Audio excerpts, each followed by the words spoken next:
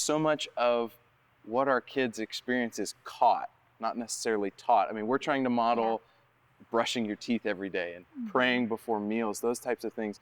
So what are some things that your kids caught that maybe you didn't teach them, but they caught anyway, and how did that come about? My youngest son, he likes to get up early because he knows I like to get up early. So he's like, Mom, wake me up at 4 so I can have my quiet time too. And I'm like, hold up, are you about to interrupt my quiet time?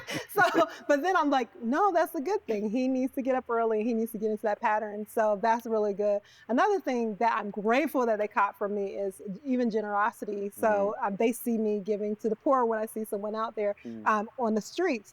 And so they always are like, hey, what do we have for them? And even before we go, they're proactive. Do we have anything in case we run into anything? And I'm so grateful that they picked that up.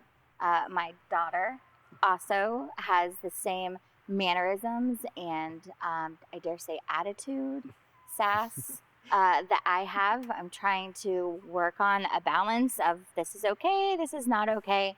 But they also catch some of the good stuff that we do that we don't even realize. You mentioned generosity. When we first started attending Ginsburg, we started serving immediately, not because we wanted our kids necessarily.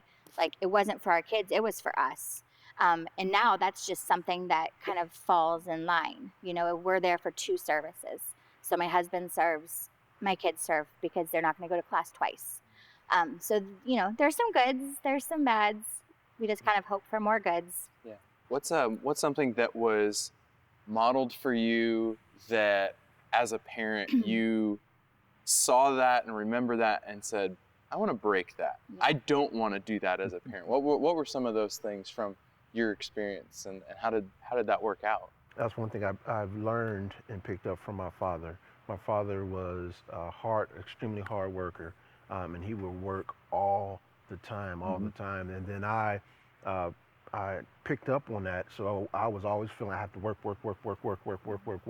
But then as I got older, I realized, wait a minute, my family doesn't just need my money, they need me. They need my time, they need me to be present. Absolutely. You know, so I had to begin to shift that to make sure that I'm there for my kids and not just say, hey, let me go bring home the bacon, let me go get to it, and you know, let me make sure y'all got a roof over your head. That's great, but they also need me under that roof.